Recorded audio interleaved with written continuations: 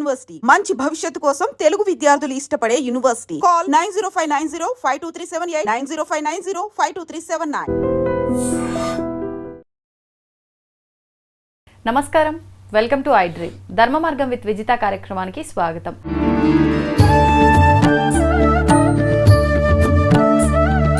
ప్రస్తుతం మనతో పాటు ఉన్నారు ప్రముఖ జ్యోతిష వాస్తు పండితులు బ్రహ్మశ్రీ అన్నవరపు తిరుపతి మూర్తి అవధాని గారు. ఇప్పుడు గురుగారితో మాట్లాడదాం. నమస్కారం గురుగారు. ఓం శ్రీ మహాగణాధిపతయే నమః. గురుగారు, శ్రీరామనవమి రాబోతోంది. శ్రీరామనవమి అనగానే ఆ రోజున రాముల వారి జన్మదినంగా మనం భావిస్తాము.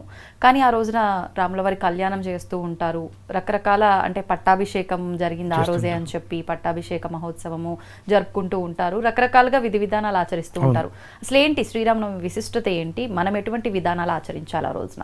వసంత నవరాత్రులు అని కూడా వీటికి పేరు. మనకు శ్రీరామనవమి వచ్చినప్పుడు ఆ రాముడు వారి యొక్క వైభవం మనం భద్రాచలంలో చూడాలి. అలానే ఇటు ఒంటిమిట్ట, తిరుపతి దగ్గర ఉంటుంది ఒంటిమిట్ట. అక్కడ మనం కడప దాటిన తర్వాత ఉంటుంది అది. అక్కడ ఆ ఒక రాముడు వారి కళ్యాణ వైభవం మనం చూడాలి. అంతంత దూరం మనం వెళ్ళలేము కాబట్టి మన ఇళ్ళ దగ్గర కూడా ఈ పందిర్లు వేసి చక్కగా ప్రతి దేవాలయంలో చేస్తూ ఉంటారు. ఇళ్ళ మధ్య పందిర్లు వేసి చేస్తూ ఉంటారు. మన ఇళ్లలో మాత్రం మనం ఏమీ చేయట్లేదు. అంతటా ఉన్నటువంటి రాముడు మన ఇంట్లో ఉండడా? ఉంటాడు. అందరినీ కాపాడేటువంటి రాముడు మనల్ని కూడా కాపాడతాడు. భద్రాచలమో ఒంటిమిట్టో లేదంటే మన ఇంటి దగ్గర దేవాలయానికో పందిరిలోకో వెళ్ళి కళ్యాణం చేసుకుంటే మాత్రమే కాపాడతాడా? లేదుగా. మన ఇంట్లో మనం చేసుకునే ప్రశాంతంగా కాపాడతాడు. మన ఇంట్లో మనం చేసుకోవడానికి ఏదో ఒక కారణం చేత ఇబ్బందులు వస్తున్నాయి కనుక మనం పందిరులకు దేవాలయాలకు వెళ్తున్నాం. ఆ టయానికి మన ఇంట్లో చేయించడానికి ఎవరు దొరక్కపోవటమో ఇవి ఉన్నాయి కాబట్టి. పంతులు గారులు ఎవరు దొరకలేదు కాబట్టి నేను కళ్యాణం చేయించుకోలేకపోతున్నా నేను బాధక్కర్లేదమ్మా. శ్రీరామ రామ రామేతి రమే రామే మనోరమే సహస్రనామ తత్తుల్యం రామ నామ వరాననే. చక్కగా ఈ శ్లోకం స్వామివారి అనుగ్రహం వల్ల మనకు చేరింది. ప్రతి ఒక్కరూ శ్రీరామనవమి రోజునాడు ప్రాతకాలంలో నిద్రలేచి దంతదావన్యాది కృత్యాలన్నీ కూడా నిర్వర్తించుకున్న తర్వాత చక్కగా రాముడి వారి పట్టాభిషేకం ఫోటో మీకు నేను ఒక ఫోటో అయితే ఇస్తా. బహుశా ఆ ఫోటో గూగుల్లో ఎక్కడ దొరకదు. గూగుల్లో ఎక్కడా కూడా ఫోటో రాముడి వారి పట్టాభిషేకము అని అంటే ఆ పట్టాభిషేకం నిర్ణయమైనటువంటి ముహూర్తం ఎక్కడ జరిగింది, జరిగినప్పుడు ఎవరెవరు ఉన్నారు, ఉన్నవారు ఎవరెవరు, ఏ పక్కన ఉన్నారు, ఎంతమంది ఉన్నారు, వాళ్ళ పేర్లతో సహా శ్లోకం ఉంటుంది. వాళ్ళు మాత్రమే ఆ గ్రూపులో ఉంటారు. ఆ ఫోటో మీరు గూగుల్లో కొట్టినా రాదు.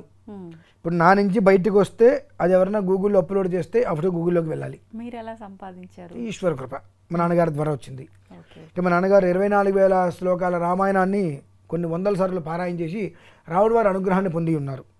భద్రాద్రి రామాలయంలో ఆ దేవాలయంలో రామాయణ పారాయణ ప్రపంచంలో మొట్టమొదటి పోస్ట్ మా నాన్నగారిది. పిలిచి ఇచ్చారు ఆ రాముడి వారి అనుగ్రహం. 24,000 శ్లోకాలు అలా అనార్గలంగా నాన్నగారు పారాయణ చేస్తారు. ఆ రాముడి వారి యొక్క అనుగ్రహంతో సుమారుగా ఒక 30 సంవత్సరాల క్రితం నాన్నగారి దగ్గరికి ఆ చిత్రపటం వచ్చింది. అది ఒక నెల 15 రోజుల క్రితం నాన్నగారి దగ్గర నుంచి నాకు వచ్చింది. మీరు గూగుల్లో చూసినా అది లభ్యం కాదు. శ్రీరామనవమి వస్తుంది కాబట్టి ఆ ఫోటో అయినంత మంది ఇళ్లల్లో ఉంటే అందరికీ కూడా యోగక్షేమాలు కలుగుతాయి.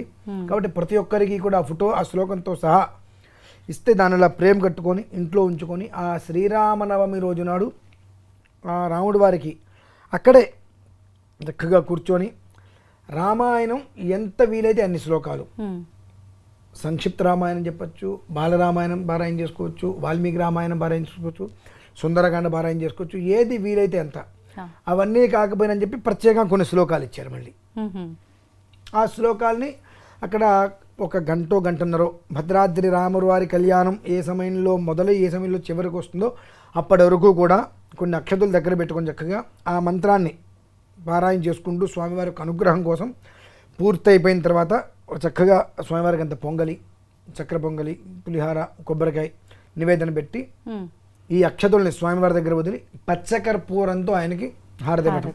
మామూలుగా శ్రీరాముల వారికి వడపప్పు పానకం అంటారు కదా గురుగారు, ప్రసాదంలో మన ఓపిక ఓకే. అనేక రకాలుగా మనం ఇవ్వాల్సిన ప్రతిదీ ప్రసాదంగా ఇచ్చి ఆ చక్కెర పొంగల్లో మొత్తం అంత పచ్చకర్పూరం వేసి, అంతకన్నా ఇంకా వాళ్ళకి ఒకవేళ శక్తి ఉంటే తులసి మాల ఒకటి వేసి పచ్చకర్పూరం తెచ్చుకొని చక్కగా సన్నటి సూదిదారంతో పచ్చకర్పూరాన్ని ఒక దండలాగా చుట్టి దానికి వేస్తే ఆ ఇల్లు మనం ఆ పచ్చకర్పూరం డబ్బా తీసినప్పుడు ఎలాంటి సువాసన అయితే వస్తుందో అనునిత్యం 360 రోజులు ఆ చంద్ర కమనేకానేక వైశేషిక, ఆ సూర్యుడు చంద్రుడు ఎంతకాలం ఉంటారంటే మనం చెప్పలేం, అంతకాలము కూడా ఆ రాముడు వారి యొక్క పట్టాభిషేకం ఫోటో మన ఇంట్లోకి వచ్చి వారి మీద ఈ యొక్క సుగంధ పరిమళమైన ద్రవ్యాలతోటి మా సుగంధ మాల వేసిన తర్వాత ఈ యొక్క శ్లోకాన్ని చదువుకుంటూ కళ్యాణం పూర్తయ్యే వరకు కూడా వారికి నివేదన పెట్టుకొని ఆ ప్రసాదాన్ని తీసుకోవటం వలన ఆ రోజు నుంచి ఎప్పుడూ కూడా వారిల్లు ఎప్పుడు కూడా శోభాయమానంగా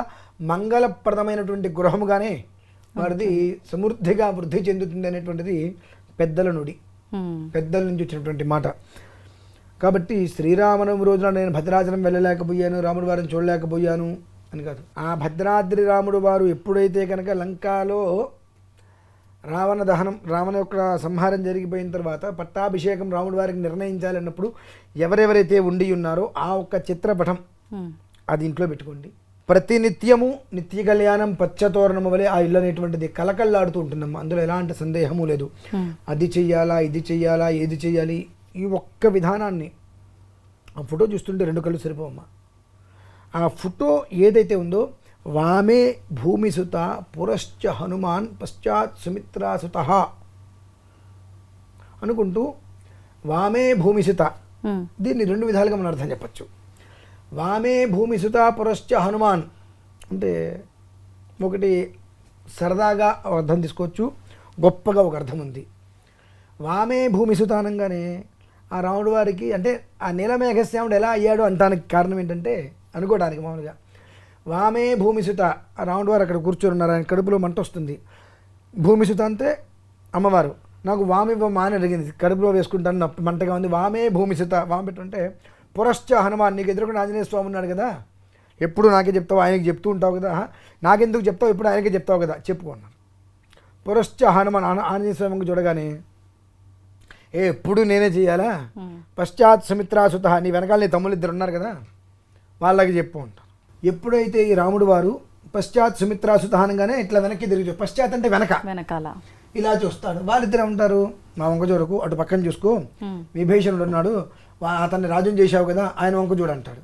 ఆయన అటు చూస్తాడు, అటు చూడగానే ఆయన ఏమంటాడు, వాలి కొడుకు అంగదుడు ఉన్నాడు, ఆ రాజ్యానికి ప్రభువుగా సుగ్రీవుని చేసావు, ఆయన అటున్నారు వాళ్ళని చూసుకుంటాడు. అటు చూస్తాడు, మధ్యే నీల సరోవర అంటారు. వీళ్ళందరినీ అడిగి ఆయనకి ఆ మంట ఎక్కువైపోయి నల్లగా మాడిపోయాడని చెప్పి, అంటే అంత నీలంగా ఎందుకు అయిపోయాడు ఆయన, నీల మేఘశ్యాముడికి ఎందుకు అయిపోయాడు అంటానికి ఇది అంటే సరదాగా చెప్పుకునేమాట. కానీ వామే భూమిసుత అనగానే రాముడు వారికి ఎడమ చేతి వైపు భూమిసుత అమ్మవారు ఉన్నారు, పురశ్చ హనుమాన్ రాముడు వారికి ఎదురుకుండా ఆంజనేయ స్వామి ఉన్నారు, పశ్చాత్ వెనకాల అంతములు ఉన్నారు, ఇటు ఇద్దరున్నారు. వీళ్ళు మొత్తం ఈ 8 మంది 10 మంది, ఇంతకు మంది ఇంకొక మనిషి ఇక్కడ లేరు. అంటే రాముడు వారికి పట్టాభిషేకం జరిగినప్పుడు నిజంగా కూడా వీరు మాత్రమే ఉన్నారు. ఈశ్వరుడు బ్రహ్మదేవుడు వీళ్ళెవరు కూడా అప్పుడు లేరు. అదంతా మన ఫోటోలో వచ్చినాయి, క్రియేట్ చేసి లేదు. అది ఫస్ట్ ఎప్పుడైతే అనుకున్నప్పుడు వాళ్ళిద్దరిని అలా కూర్చోబెట్టినప్పుడు ఎవరైతే ఉన్నారో ఆ ఒక్క ఫోటో నా దగ్గర ఉందమ్మా. ఇంతవరకు అది ఎవరి దగ్గర లేదు. కొన్ని ఫోటోలు అమెరికాకి పంపించాం కొంతమందికి, ప్రతి ఇంట్లో అది పెట్టుకోండి అని చెప్పి. ఒక్క ఫోటోని ఇంట్లో పెట్టుకొని చక్కగా ఆ స్వామివారికి తులసిమాల, పచ్చకర్పూరం దండ, కుదిరితే ఇలాచి దండ వేసి నమస్కారం చేసుకొని చక్కగా ఒక శ్లోకం ఇస్తారు. ఆ శ్లోకం తమేవం గుణసంపన్నం రామం సత్యపరాక్రమం జిగేష్టం శ్రేష్ఠ గుణైర్యుక్తం ప్రియం దశరథస్వతం అని ఆయన గురించి, లక్ష్మణ స్వామి గురించి, సీతామ్మవారి గురించి, ఆంజనేయ స్వామి గురించి ఉంటుంది వరుసగా ఆ శ్లోకం. ఆ శ్లోకాన్ని కూడా నేను అందిస్తానమ్మా, రికార్డు చేసి కూడా నేను కావాలంటే ఇవ్వగలుగుతాను. శుభ్రంగా అది ఆ కళ్యాణ మహోత్సవం దాటే వరకు పూర్తి చేసుకొని రాముడు వారికి అక్కడ ఎప్పుడైతే నివేదన పెడతారో ఆ నివేదన కన్నా ముందు ఇక్కడ నివేదన పెట్టేయాలి. మనం ముందే చేసుకోవాలి ఇవన్నీ కూడా. రాముడు వారికి అక్కడ నివేదన పెట్టేస్తారు, ఇంకో 5 నిమిషాలు అనక ముందు ఇక్కడ మన ఇంట్లో కొబ్బరికాయ కొట్టి నివేదన పెట్టేసుకొని పచ్చకర్పూరంతో హాయిగా స్వామివారికి హారతి ఇచ్చి హాయిగా భోజనాలు చేసుకొని సాయంత్రం సమయంలో అక్కడ కూర్చొని విష్ణు సహస్రనామ పారాయణ, ఇంకొకటి అక్కర్లేదమ్మా. రోడ్డు మీదకి వెళ్ళాలి, అక్కడ కూర్చోవాలి, ఎండ వస్తూ ఉంటుంది, బాగా విసుకుంటూ చికాకు పడుతూ వాళ్ళు రాలేదు వీళ్ళు రాలేదు ఇచ్చే మా చేత అక్షతలు చేయించలేదు, ఇవన్నీ ఏమి ఎక్కడలా.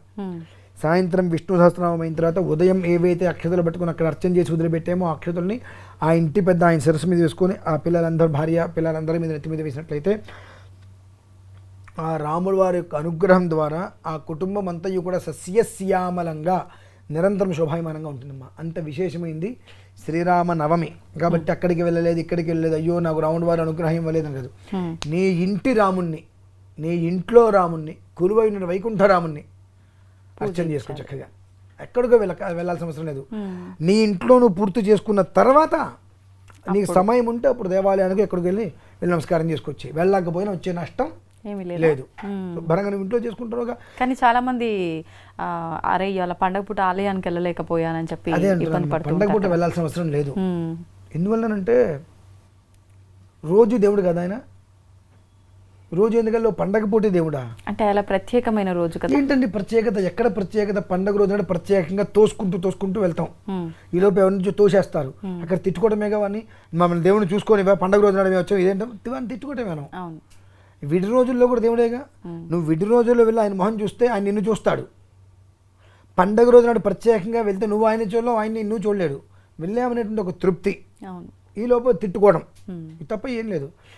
కాబట్టి ఆ పండగ రోజైనా సరే నీ ఇంట్లో ఉన్న రాముని విశేషంగా కొలుచుకో. పండగ ముందు రోజో పండగ తర్వాత వెళ్ళి నమస్కారం చేసుకో, అది చాలా శ్రేయస్కరం. అంతమందిలో తోసుకొని అక్కడికి కళ్ళు మూసుకొని ఆయన మనం చూడలేక మనల్ని ఆయన చూడలేక ఎందుకు వచ్చింది తిప్పలు? ఆగి ఇంట్లో ఉన్నటువంటి మూలరాముడు, వైకుంఠరాముడు, గృహరాముడు, ఇంటి రాముడు, నీ రాముడు ఉన్నాడుగా, ఆయనకి చక్కగా నీకు నచ్చినంతసేపు అంగరంగ వైభవంగా ఆ నీలమేఘశ్యాముడిని అంగరంగ వైభవంగా అలంకారం చేసుకో. ఆ ఫోటోకి ఎలా అలంకారం చేసుకోవచ్చు అలా అలంకారం చేసుకో. గంధ పుష్ప దీప నైవేద్యాలతో ఆ గుళ్ళోకి వెళ్ళి ఆ క్యూలో నిలబడి. అంటే లోక కళ్యాణం కోసం వాళ్ళ కళ్యాణం జరుగుతుంది, అది చూస్తేనే చాలా మంచి ఫలితం అని అంటూ ఉంటారు కదా. లోక కళ్యాణం కోసమే అనేటువంటిది మనందరి దాంట్లో ఉన్నప్పుడు మనం ఇటువంటి అఘాయితీ పనులు చేయంగా. భద్రాచలంలో ప్రతిరోజు రాముడివారి కళ్యాణం, ప్రతిరోజు కళ్యాణం నడుస్తుంది. ఆ ప్రతిరోజు కళ్యాణాన్ని ఎందుకు జోరు తెలుసుకోవట్లా అంటే ప్రతిరోజు లోక కళ్యాణం కోసం కదా, ఆయన కళ్యాణం కోసమా అంటే ఆ రోజు మాత్రమే లోక కళ్యాణం. మనకు ఉండేవి ఎలా ఉంటాయంటే అమ్మా, కొన్ని ఈరోజు చేస్తే ఇంత ఫలితం వస్తుంది, లేకపోతే ఇంతే ఫలితం వస్తుంది, అదే ఫలితం రాదు. ఫలితం వస్తుంది అంటే ఎప్పుడు చేసినా ఒకటే ఫలితం వస్తుంది. ఫలితం అనేటువంటిది ఎంత రావాలో అంతే వస్తుంది. మీ దగ్గర 10,000 రూపాయలు ఉన్నాయి, 10,000 పెట్టి అన్ని శనగలు కొనుక్కున్నారు, కింద పోశారు, దాని మీద అటు ఇటు దొరలండి, ఎన్ని అంటుతాయి ఒంటికి? ఆ 4-5 అంటుతాయి. 10,000 పెట్టి మనం కొన్నాం కదా, మన వెంట అంటుతాయా? అంటే ఎంత మనకు రావాలో అంతే వస్తుంది ఎలా చేసినప్పటికీ కూడా.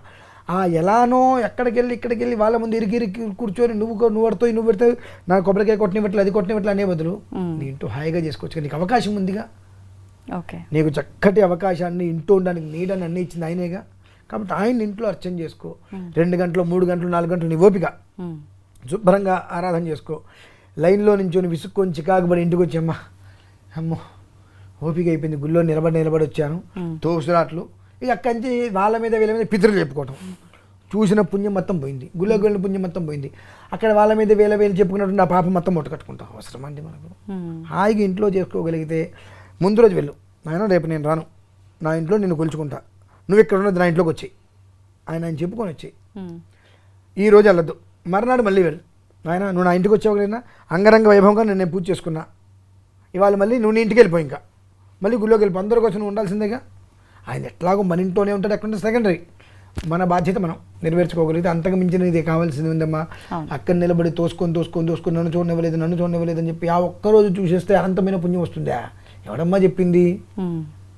బుద్ధి జ్ఞానం లేకపోతే సరే. ఒక్కరోజు శ్రీరామనవమి రోజున రాముడివారిని చూస్తే అనంతమైన పుణ్యం వస్తుంది, వీడు చేస్తే మోక్షానికి వెళ్తాడా, లేకపోతే వీడికి స్వర్గం రాదా? తప్పు మాట అది. భగవంతుని దర్శనం మనకు కావాలంటే నార్మల్ రోజుల్లోనే వెళ్ళాలి, ఎవ్వరు ఉండరు. హాయిగా ఆయన దగ్గరికి 2 నిమిషాలు నమస్కారం చేసుకొని మన కష్టసుఖాలు ఆయన చెప్పుకోవచ్చు. నీ కష్టసుఖాలు ఏంటని మనం అడగచ్చు. అంతటి జనాల్లో వెళ్తే ముందు మనకు దేవాలయంలోకి వెళ్ళగానే ప్రోటోకాల్ కావాలి. అది ఎవరో ఒకరికి ఫోన్ చేసి మమ్మల్ని తొందరగా తీసుకెళ్ళిపోమని చెప్పి చెప్పాలి. గుళ్ళోకి వెళ్ళటం వరకు తెలియని దగ్గర ఎవరో ఒకరిని పట్టుకొని ఎట్లా వెళ్ళిపోవాలి, ఎట్లా రావాలి. ఇంక ఎందుకు దండగా ఒక సినిమా హాల్కి వెళ్తే మీరు ఎవరో ఒకరిని పట్టుకుని లోపలికి వెళ్తారా? అదేంటండి, అంటే దేవుడి పిచ్చివాడా, ఊరికే తేరగా దొరికాడా, వాళ్ళని వెళ్ళి పట్టుకొని సిఫార్సు చేసుకుని లోపలికి వెళ్ళిపోతే మనకు పుణ్యం వచ్చేయాలి. 300 పెట్టి 400 పెట్టి టికెట్ తీసుకుంటే వాళ్ళందరినీ బయటికి వదిలి లోపల మొత్తం బాగు చేసి ఒక్కొక్కరిని మళ్ళీ 1,00,000 పరీక్షలు చేసి ఒక్కొక్కరిని వెళ్ళమంటే కదా వీడికి వెళ్ళి దిక్కులేదు లోపలికి. ఎవరి చేత ఫోన్ చేసినా వీడు వెళ్ళలేడు. ఎక్కడ ధర్మం అండి? మనం చేసేది చక్కగా చేస్తే మనకు వచ్చేది అంతగానే వస్తుంది. కాబట్టి ఎవ్వరూ గుళ్ళోకి వెళ్ళొద్దు అని నేను చెప్పను. ఇరుక్కుంటూ కొట్టుకుంటూ హడావిడిగా వెళ్ళేదానికన్నా ఆ రోజునాడు నీ ఇంట్లో కన్నుల పండంగా చేసుకో, సంతోషంగా ఇల్లు మొత్తం పచ్చదోరణం చేసుకో, హాయిగా చేసుకో. అంతకుమించి కావాల్సింది ఉందమ్మా. ఓకే, అది విషయం. ధన్యవాదాలు గురుగారు.